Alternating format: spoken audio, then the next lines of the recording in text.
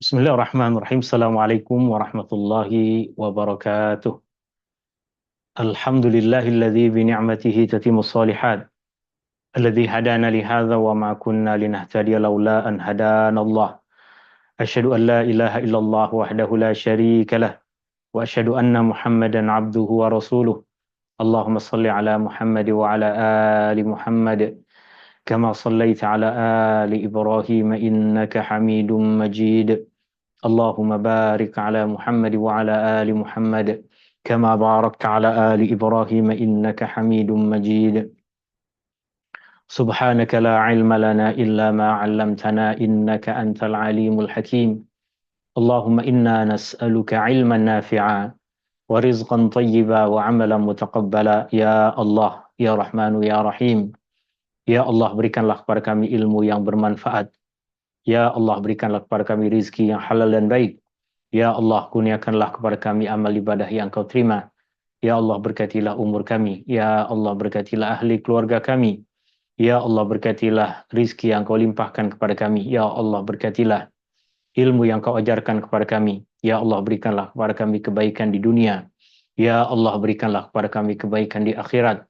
Ya Allah, jauhkanlah kami dari api neraka. Ya Allah, permudahkanlah urusan kami. Ya Allah, berkatilah usaha kami. Ya Allah, bantulah saudara-saudara kami di Palestin.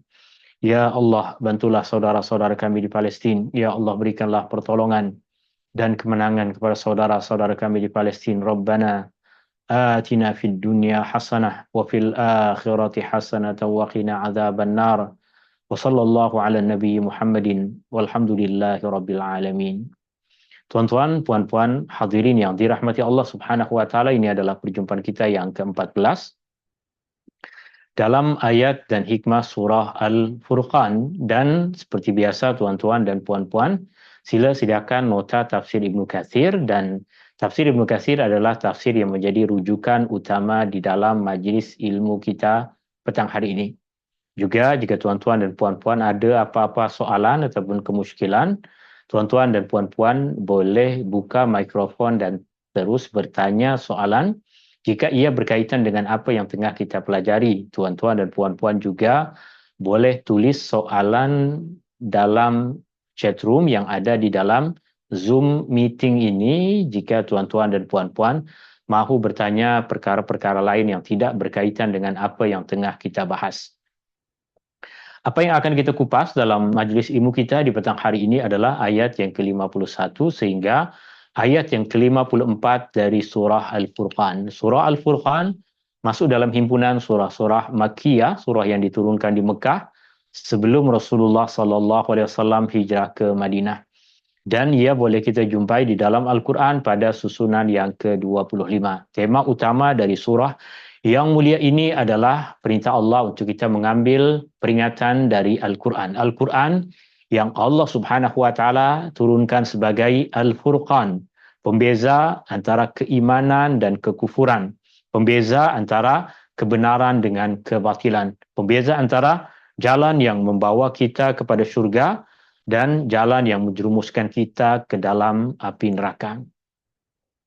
Ini ayat-ayat yang insya-Allah kita akan bahas dalam majlis ilmu kita di petang hari ini, ayat yang ke-51 sehingga ayat yang ke-54. Kita baca terjemahan ringkas dari ayat ini, baru kita tengok kupasan yang disampaikan oleh Al-Imam Ibnu Katsir rahimahullahu taala.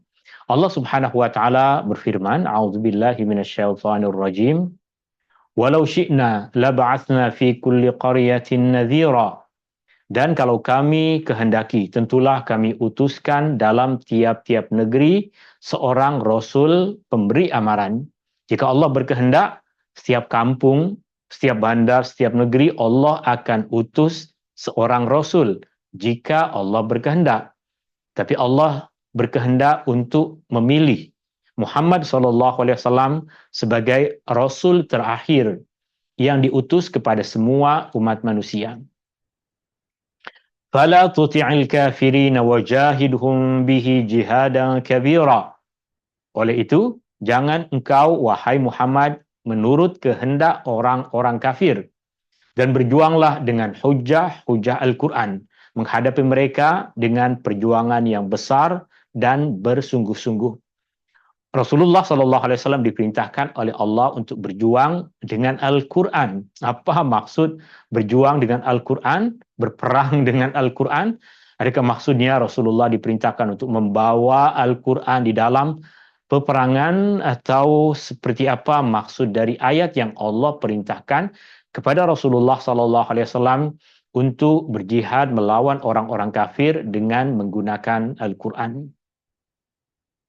Ayat 53 Allah Subhanahu wa taala berfirman, "Wa huwal ladzi marajal bahraini hadza 'azbun furatun wa hadza milhun ujaj wa ja'ala bainahuma barzakhan wa hijran mahjura." Dan dialah Tuhan yang telah mengalirkan dua laut berdampingan. Allah yang telah mengalirkan dua laut. Apa maksud perkataan laut di dalam ayat ini? Allah Subhanahu wa taala perincikan, yang satu tawar lagi memuaskan dahaga, dan yang satu lagi masin lagi pahit, serta dia menjadikan antara kedua-dua laut itu sempadan dan sekatan yang menyekat percampuran antara keduanya. Apa yang dimaksud dengan air laut yang tawar? Apa yang dimaksud dengan air laut yang masin? Pada ayat yang terakhir Allah Subhanahu wa taala berfirman, وَهُوَ الَّذِي خَلَقَ مِنَ الْمَاءِ بَشَرًا فَجَعَلَهُ نَسَبًا وَصِهْرًا وَكَانَ رَبُّكَ قَدِيرًا.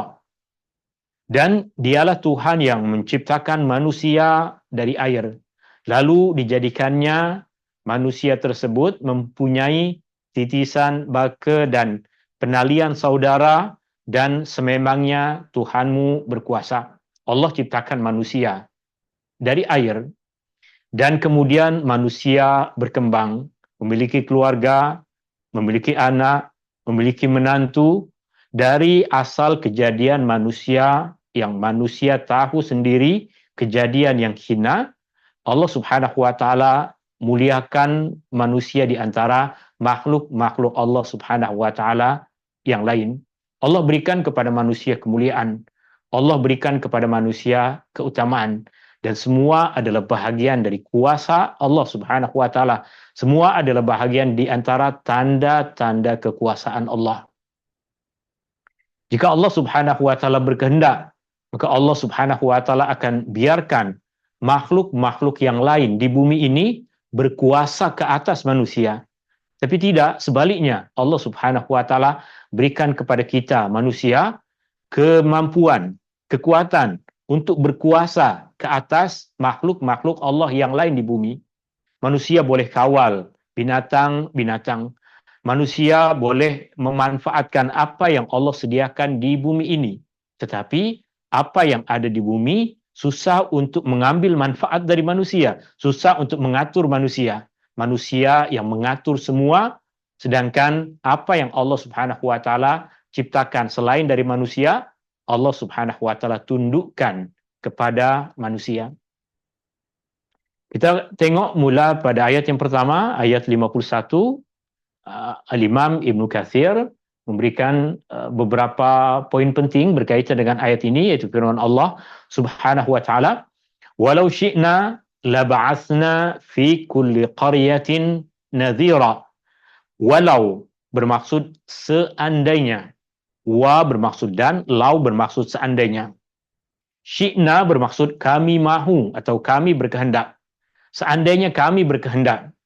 Perkataan kami di dalam ayat ini sudah tentu tertuju kepada Allah, kerana kita dah sering mempelajari banyak ayat-ayat Al-Quran yang Allah Subhanahu wa taala menggunakan perkataan kami.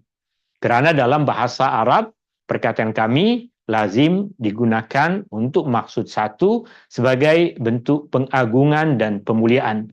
Allah memuliakan dirinya dengan menyebutkan perkataan kami.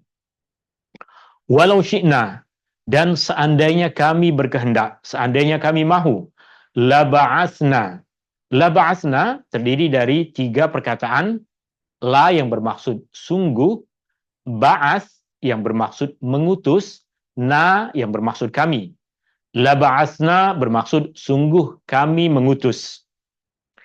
Walau syi'na, dan seandainya kami mahu, seandainya kami berkehendak, sungguh kami akan mengutus.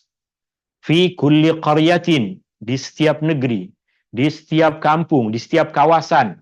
Nadhiran, orang yang memberikan peringatan. Rasul yang memberikan amaran. Jika Allah mahu, jika Allah berkehendak, setiap negeri, setiap bangsa, setiap kampung akan ada rasul-rasul yang Allah Subhanahu wa taala utuskan. Tapi perlu tuan-tuan dan puan-puan fahami bahwa perkataan walau yang bermaksud dan seandainya menunjukkan perbuatan itu tidak terjadi. Allah Subhanahu wa taala tidak berkehendak untuk mengutus di setiap negeri rasul-rasul yang berbeza. Allah Subhanahu wa taala justru berkehendak untuk mengutus Rasulullah sallallahu alaihi wasallam sebagai rasul yang terakhir, sebagai nabi terakhir yang diutus kepada semua umat manusia. Jika Allah berkehendak, maka Allah akan utus kepada setiap negeri rasul yang memberikan amaran, yaitu menyeru manusia kepada Allah yang Maha Agung. Tetapi kami telah memilih engkau, wahai Muhammad. Allah telah memilih engkau, wahai Muhammad, untuk menjadi utusan kepada seluruh manusia di bumi. Rasulullah SAW adalah nabi yang berbeza dengan nabi-nabi terdahulu, di mana nabi-nabi terdahulu diutus oleh Allah Subhanahu wa taala untuk kawasan tertentu sahaja, untuk negeri tertentu sahaja, atau untuk bangsa tertentu sahaja. Berbeza dengan Muhammad sallallahu alaihi wasallam yang Allah Subhanahu wa taala utuskan kepada semua umat manusia. Macam mana kita tahu bahwa Rasulullah sallallahu alaihi wasallam diutus kepada semua umat manusia? Bukankah Rasulullah sallallahu alaihi wasallam juga seorang rasul sama seperti rasul-rasul sebelumnya? Jika rasul-rasul sebelumnya hanya diutus kepada golongan tertentu sahaja, masyarakat tertentu sahaja, kaum tertentu sahaja, pada masa tertentu sahaja, kenapa pula kita boleh membuat kesimpulan bahwa Muhammad berbeza dengan rasul-rasul yang lain? Muhammad diutus kepada semua manusia. Adakah dalil, adakah bukti yang menunjukkan bahwa Rasulullah sallallahu alaihi wasallam diutus kepada semua umat manusia? Bukti banyak, sama ada dari ayat-ayat Al-Quran, dari sunnah Rasulullah sallallahu alaihi wasallam, dan dari perbuatan Rasulullah sallallahu alaihi wasallam serta perbuatan para sahabat. Di antara ayat Al-Quran adalah beberapa ayat yang disebutkan oleh Al-Imam Ibnu Katsir rahimahullahu taala yang menegaskan kepada kita bahwa Rasulullah sallallahu alaihi wasallam bukan sahaja diutuskan kepada masyarakat tertentu, tapi diutuskan kepada semua manusia. Ayat yang disebutkan oleh Imam Ibnu Katsir banyak, kita pilih dua ayat. Yang pertama adalah apa yang disebutkan oleh Allah Subhanahu wa taala di dalam surah Al-An'am ayat 19, di mana Allah Subhanahu wa taala berfirman, "Wa uhiya ilayya hadzal Qur'anu li'unzirakum bihi wa man balagh." Dan uhiya ilayya, telah diwahyukan kepadaku. Uhiya ilayya, telah diwahyukan ilayya kepadaku, hadzal Qur'an, Al-Qur'an ini, li'unzirakum bihi, untuk aku memberikan amaran kepada kamu semua dengannya, untuk aku memberikan ingatan kepada kamu semua dengannya, dengan Al-Qur'an, wa man balagh, dan kepada sesiapa yang sampai kepadanya Al-Qur'an. Kepada sesiapa yang sampai kepadanya Al-Quran, itulah risalah Rasulullah SAW. Itulah agama yang Allah turunkan kepada Rasulullah SAW. Al-Quran telah sampai kepada kita. Maknanya, agama Allah yang Allah turunkan kepada Rasulullah SAW adalah agama dan syariat yang Rasulullah diperintahkan untuk memberikan amaran, untuk memberikan ingatan kepada kita. Sebab telah sampai Al-Quran kepada kita. Sejak masa para sahabat Nabi SAW, mereka fokus kepada Al-Quran untuk mereka pelihara, untuk mereka jaga, untuk mereka ajarkan, dan untuk mereka sebarkan. Semakin jauh tersebar Al-Quran, semakin jauh dakwah Islam dan orang-orang yang mendapatkan petunjuk dari amaran yang dibawa oleh Rasulullah sallallahu alaihi wasallam. Ini ayat yang pertama. Dan ayat yang kedua, Allah Subhanahu wa taala berfirman di dalam surah Al-A'raf ayat 158, Allah memerintahkan Rasulullah sallallahu alaihi wasallam, "Qul ya ayuhan nasu inni rasulullahi ilaikum jami'a." Katakanlah, wahai Muhammad, wahai sekalian manusia, hai sekalian manusia, ya ayuhan nas, inni rasulullahi ilaikum jami'a. Sesungguhnya aku adalah pesuruh Allah kepada kamu semua. Tadi kita sebutkan bukti-bukti yang menunjukkan bahwa Muhammad, syariat yang dibawa oleh Muhammad sallallahu alaihi wasallam adalah syariat untuk semua umat manusia. Rasulullah bukan sahaja diutus untuk masyarakat Mekah, bukan sahaja diutus untuk masyarakat Madinah, bukan sahaja diutus untuk masyarakat Arab. Bukti yang kedua, dalil yang kedua selepas ayat-ayat Al-Quran adalah kata-kata Rasulullah sallallahu alaihi wasallam. Di antara apa yang disebutkan oleh Imam Ibnu Katsir adalah satu hadis sahih yang diriwayatkan oleh Imam Al-Bukhari dan Muslim dalam As-Sahihain. Maksud dari As-Sahihain ini adalah dua kitab sahih, yaitu dua kitab himpunan hadis yang disusun masing-masing oleh Al-Imam Al-Bukhari dan Al-Imam Muslim alaihima rahmatullah. Baginda sallallahu alaihi wasallam bersabda, "Wa kana an-nabiyyu ba'atsu ila qaumihi khassah wa bu'itsu ila an-nasi 'ammah." Dan nabi-nabi sebelum aku ini diutus kepada kaum mereka sahaja secara khusus, sedangkan aku diutus kepada seluruh manusia. Ini menunjukkan kepada kita bahwa apa yang Allah turunkan kepada Rasulullah sallallahu alaihi wasallam adalah agama, adalah syariat, adalah petunjuk untuk semua umat manusia. Kembali lagi, tadi kita sebutkan bahwa bukti yang Rasulullah diutus untuk semua umat manusia, yang pertama adalah ayat Al-Quran. Kita telah bacakan ayat Al-Quran. Hadis Nabi SAW, kita telah bacakan hadis Nabi SAW. Yang ketiga adalah perbuatan Rasulullah SAW dan perbuatan para sahabat. Pada masa Rasulullah SAW hidup, Rasulullah SAW berdakwah. Pada masa Rasulullah SAW hidup, telah pun masuk ke dalam agama Islam banyak orang-orang yang bukan berasal dari keturunan Arab. Di antara sahabat Nabi SAW ada Bilal bin Rabah radhiyallahu an, sahabat Nabi SAW yang bukan berasal dari keturunan Arab. Pada masa Rasulullah SAW ada sahabat Nabi SAW Salman Al-Farisi radhiyallahu an yang juga bukan keturunan Arab, dan mereka telah beriman kepada seruan dakwah Rasulullah sallallahu alaihi wasallam.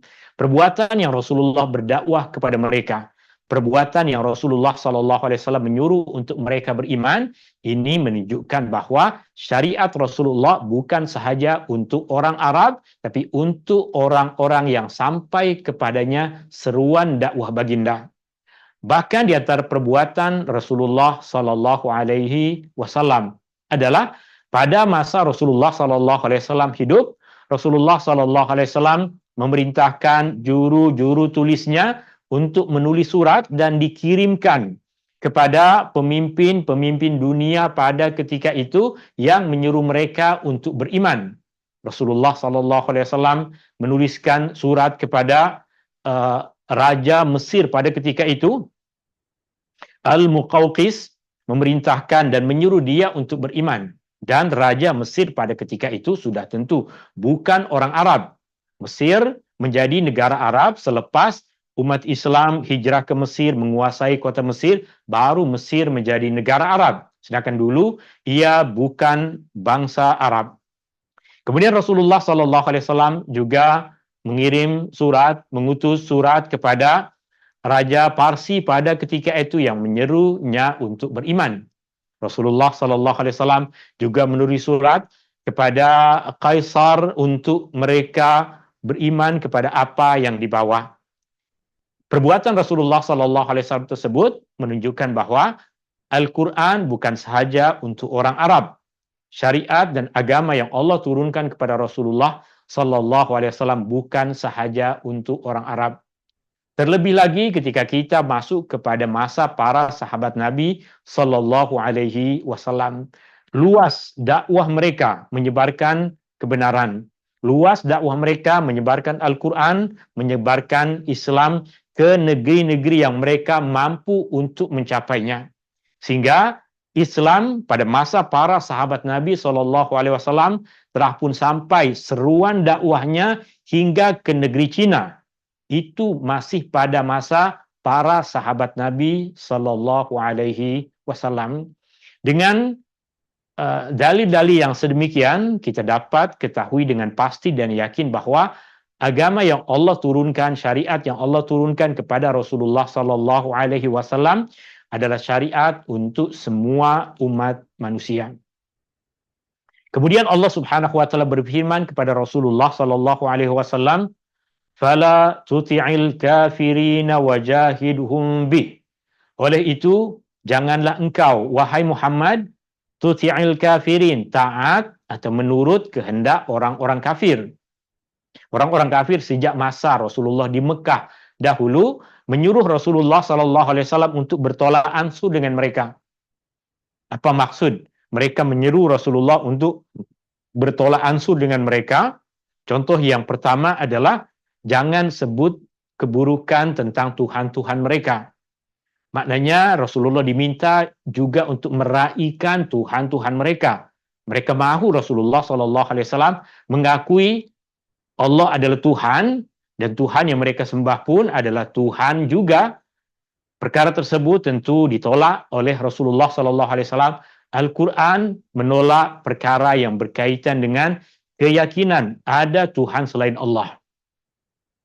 Di antara bentuk tolak ansur yang diserukan oleh orang-orang musyrik kepada Rasulullah SAW adalah mereka bersedia untuk hanya beribadah kepada Allah dalam tempoh satu masa tertentu. Selepas satu tempoh masa itu berakhir, maka mereka meminta untuk kepada Rasulullah dan kepada pengikut Rasulullah untuk mereka pula bertukar beribadah menyembah Tuhan mereka pada satu masa tertentu. Sehingga mereka menganggap itu adalah win-win situation di mana mereka pada satu tahun boleh fokus untuk menyembah Allah sahaja bersama dengan Muhammad SAW, dan pada masa yang lain, pada tahun yang lain, semua akan menyembah Tuhan mereka, termasuk Rasulullah SAW. Tapi Allah Subhanahu wa taala tegaskan kepada Rasulullah, turunkan kepada Rasulullah surah Al-Kafirun, la a'budu ma ta'budun, yang menegaskan kepada Rasulullah dan kepada orang-orang kafir bahwa tidak sekali-kali kami beribadah apa yang kamu ibadahkan. Dalam ayat ini Allah Subhanahu wa taala perintahkan kepada Rasulullah SAW untuk tidak menurut kehendak orang-orang kafir, wajahidhum bihi, dan berjuanglah dengannya. Dengannya, bihi bermaksud dengannya. Al-Imam Ibnu Katsir kongsikan kepada kita bahwa sahabat Nabi SAW sebutkan kepada kita bahwa maksud bihi dengannya di dalam ayat ini adalah dengan Al-Quran. Artinya berjuanglah dengan Al-Quran. Rasulullah diperintahkan untuk berjuang melawan orang-orang kafir dengan Al-Quran. Bagaimana berjuang dengan Al-Quran? Sudah tentu berjuang dengan Al-Quran adalah dengan memartabatkan Al-Quran, dengan menyebarkan Al-Quran, dengan mengajarkan Al-Quran, dengan menyampaikan kepada mereka pesan-pesan dan petunjuk Al-Quran, menyampaikan hujah-hujah Al-Quran. Itu maksud berjuang dengan Al-Quran, itu maksud berjihad dengan Al-Quran. Surah ini dan ayat ini diturunkan di Mekah pada masa ketika belum lagi ada perjuangan dalam bentuk mengangkat senjata. Sehingga ia memberikan kepada kita satu kefahaman yang lebih luas tentang makna perkataan jihad. Dalam ayat ini ada perkataan jahid yang bermaksud berjihadlah, berjuanglah, tapi Allah tegaskan perjuangan di antara bentuk perjuangan yang Allah telah perintahkan kepada Rasulullah SAW adalah berjuang dengan Al-Quran. Sehingga berjuang dengan Al-Quran, kewajiban bagi Rasulullah, dan kewajiban tersebut berkekalan pada umat Rasulullah SAW. Kita semua wajib untuk berjuang dengan Al-Quran. Kita wajib berjuang untuk memartabatkan Al-Quran. Kita wajib berjuang untuk menyebarkan dan mengajarkan Al-Quran. Kita wajib berjuang untuk memahami dan memberikan kefahaman yang betul tentang Al-Quran. Itu jihad yang Allah perintahkan kepada Rasulullah, dan tentunya perkara yang sama juga Allah perintahkan kepada kita. Jihadan kabira, dengan perjuangan yang besar, dengan jihad yang besar.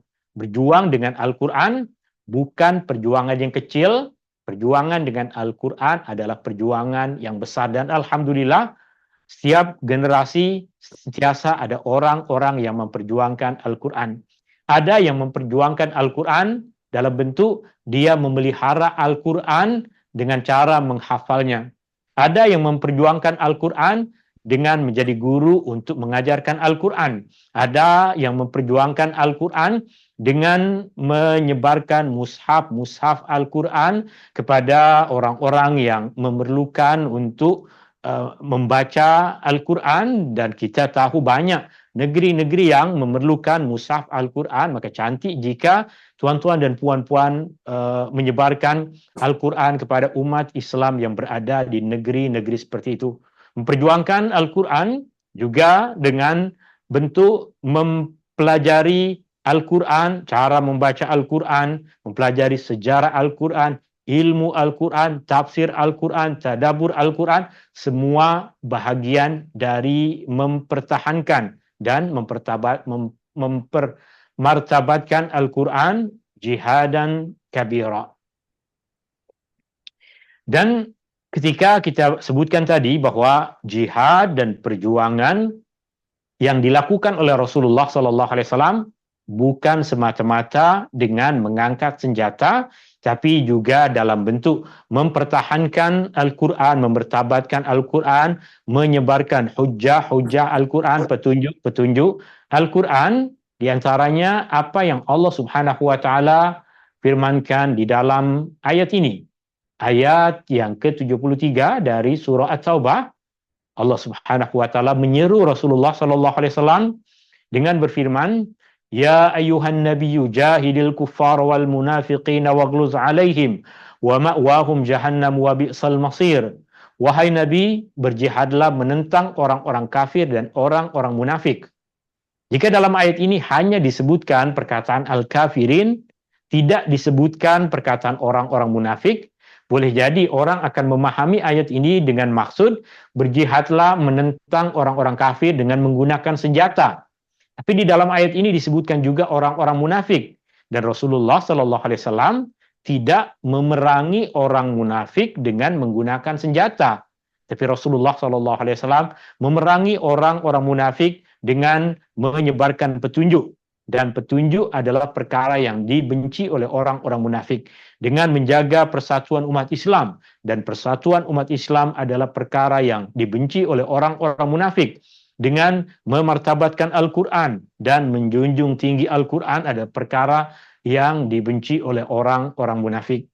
Ayat ini menegaskan kepada kita makna yang tadi disebutkan, bahwa berjihad bukan sahaja dengan mengangkat senjata, tapi di antara bentuknya adalah dengan menyebarkan, memartabatkan Al-Quran dan menyebarkan pesan-pesan kebaikan yang ada di dalam Al-Quran.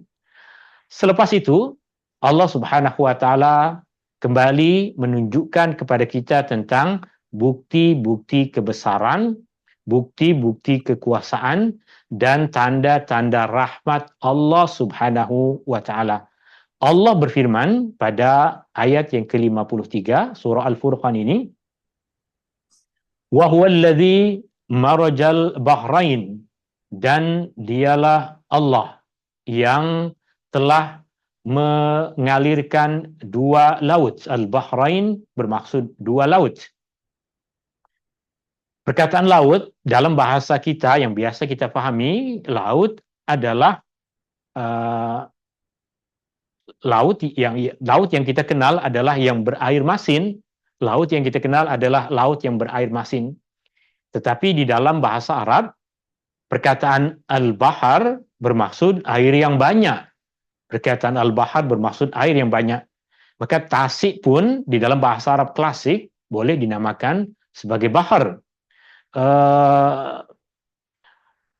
perkataan sungai yang besar pun boleh diungkapkan dalam bahasa Arab klasik dengan maksud al-bahr. Maka dari situ kita akan memahami kenapa di dalam tafsir Ibnu Katsir perkataan bahar diterjemahkan dengan maksud sungai dan lautan. Perkataan bahar diterjemahkan nanti, diberikan tafsirkan nanti dengan maksud sungai dan lautan. Kerana Imam Ibnu Katsir sebutkan di sini, kita baca terjemahannya terlebih dahulu, terjemahan dari ayat, dan dialah yang telah mengalirkan dua laut yang berdampingan.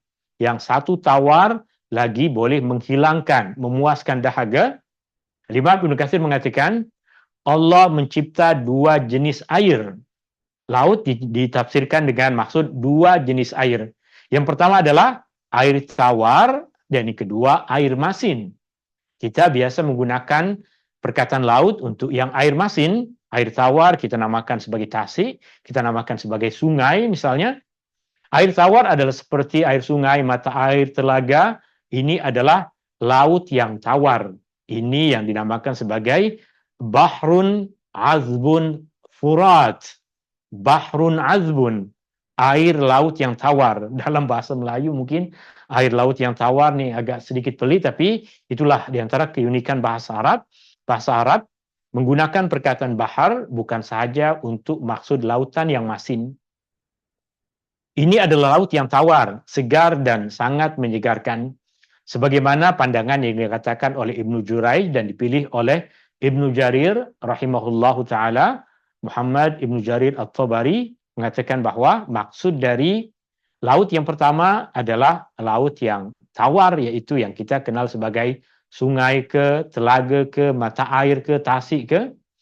Dan kemudian yang kedua, sebelum masuk yang kedua, Imam Ibnu Katsir mengatakan, hal ini untuk mengingatkan manusia akan nikmat-nikmat Allah agar manusia boleh bersyukur. Air tawar ini tersebar di antara manusia. Allah membagi-bagikannya kepada makhluk-makhluknya menurut keperluan mereka. Untuk minum, untuk makan pun kita memerlukan air, untuk mandi, untuk bersuci pun kita memerlukan air, berupa sungai-sungai dan mata air di setiap negeri sesuai dengan keperluan mereka dan mencukupi bagi mereka dan tanah mereka. Wahadha milhun ujaj, dan laut yang kedua adalah yang masin, lagi pahit. Maksud ujaj yang kita terjemahkan di sini dengan maksud pahit adalah sesuatu yang tak sedap untuk diminum. Meskipun kita tidak, dalam bahasa kita tidak menamakan air laut sebagai pahit, kita namakan masin. Tapi maksud dari ujaj adalah yang kita terjemahkan di sini dengan maksud pahit adalah sesuatu yang tak sedap untuk diminum. Dan itu hakikat air laut yang masin. Itu masin, pahit dan tidak sedap untuk diminum seperti laut yang biasa kita kenal di timur dan di barat. Kemudian Allah Subhanahu wa taala berfirman, "Wa ja'ala bainahuma barzakha wa hijran mahjura." Dan dia menjadikan antara dua laut itu, laut yang tawar dengan laut yang masin, sempadan dan sekatan yang menyekat percampuran antara keduanya. Imam Ibnu Katsir, kerana tadi dah sebutkan bahwa maksud dari air yang tawar adalah sungai, dan maksud yang tawar adalah contohnya sungai, dan maksud yang masin adalah contohnya laut yang biasa kita kenal, maka yang memisahkan antara keduanya adalah tanah, adalah daratan yang kering. Artinya laluan sungai akan melalui daratan yang tidak bersatu dengan lautan. Sehingga dalam tafsiran Al-Imam Ibnu Katsir yang dinamakan sebagai barzakh, penghalang antara air masin dengan air tawar adalah daratan di mana air sungai akan mengalir melalui daratan, di mana dalam aliran air sungai tersebut, kerana ia mengalir di tengah-tengah daratan, ia tidak bercampur dengan air laut. Itu yang disebutkan oleh Imam Ibnu Katsir.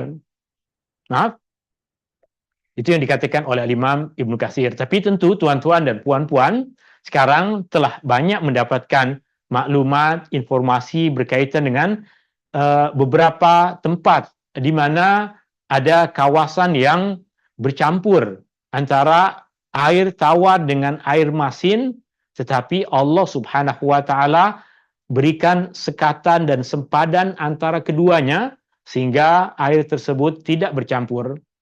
Di dekat Mauritania misalnya ada kawasan yang ada air tawar dengan air laut berada di satu kawasan dan keduanya tidak bersatu. Seakan-akan antara keduanya ada barzakh, ada sempadan, ada hijran mahjura, ada sekatan yang mencegah antara keduanya untuk bercampur. Apa yang disebutkan oleh Al-Imam Ibnu Katsir lebih banyak kita saksikan dalam kehidupan kita, dan apa yang kita ketahui tentang keadaan yang sedemikian, ia juga menunjukkan bahwa apa yang Allah firmankan ini luas lebih dari apa yang disebutkan oleh Al-Imam Ibnu Katsir rahimahullahu ta'ala. Kita masuk kepada bagian akhir dari ayat yang kita nak bahas, yaitu ayat yang ke-54.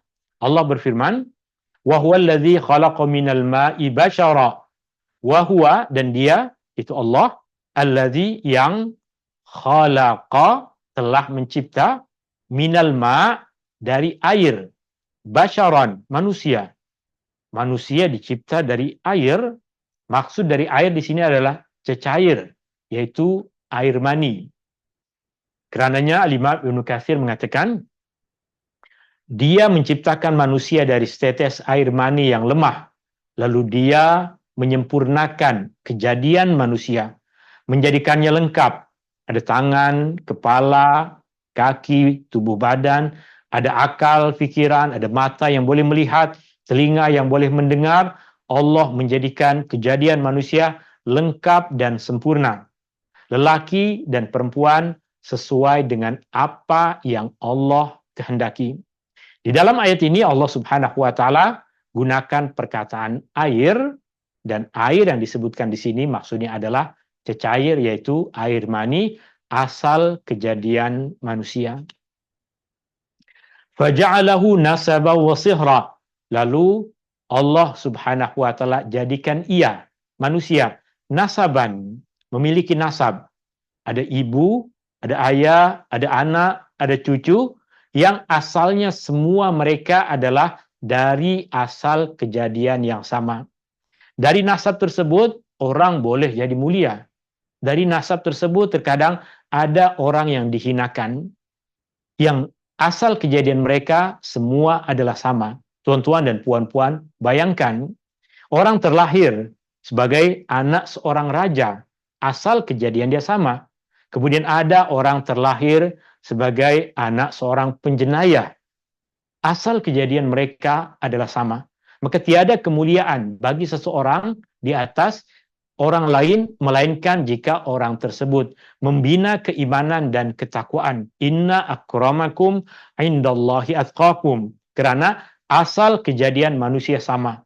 Meskipun dia terlahir dari kedua ibu bapa yang manusia anggap mulia, dan Fulan ini terlahir dari kedua ibu bapa yang manusia anggap hina, kedua-duanya dalam pandangan Allah adalah sama.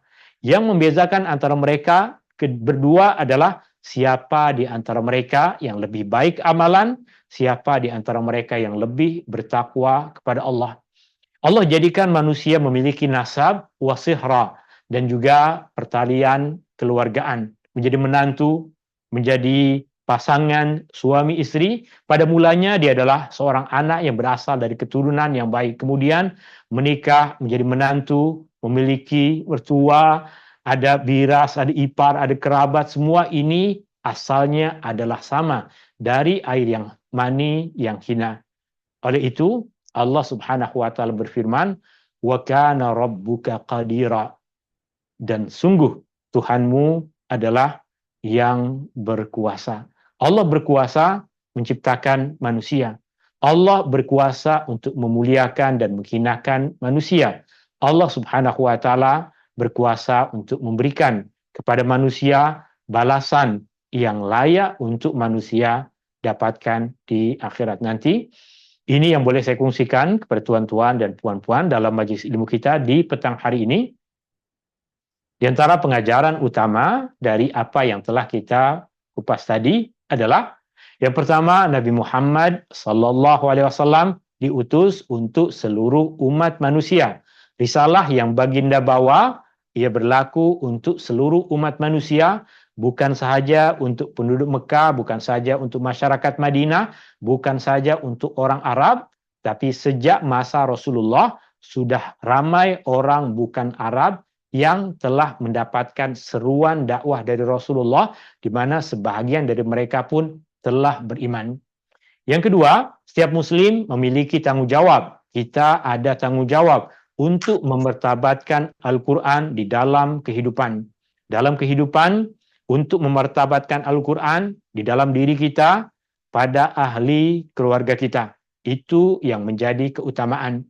Jika diri kita telah kita ajarkan tentang kebaikan Al-Quran, baru kita sebarkan dan kongsikan kepada orang lain.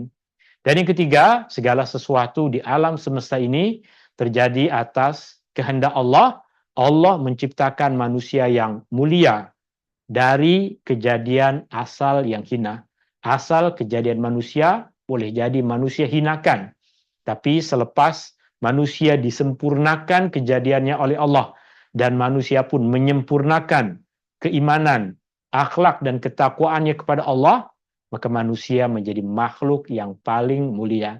Hadani Allah wa iyyakum ajma'in. Ini yang boleh saya kongsikan kepada tuan-tuan dan puan-puan. Semoga ada manfaat dari apa yang kita pelajari. Hadani Allah wa iyyakum ajma'in. Subhanakallahumma wa bihamdika asyhadu an la ilaha illa anta astaghfiruka wa atubu ilaik. Syukran. Assalamualaikum warahmatullahi wabarakatuh.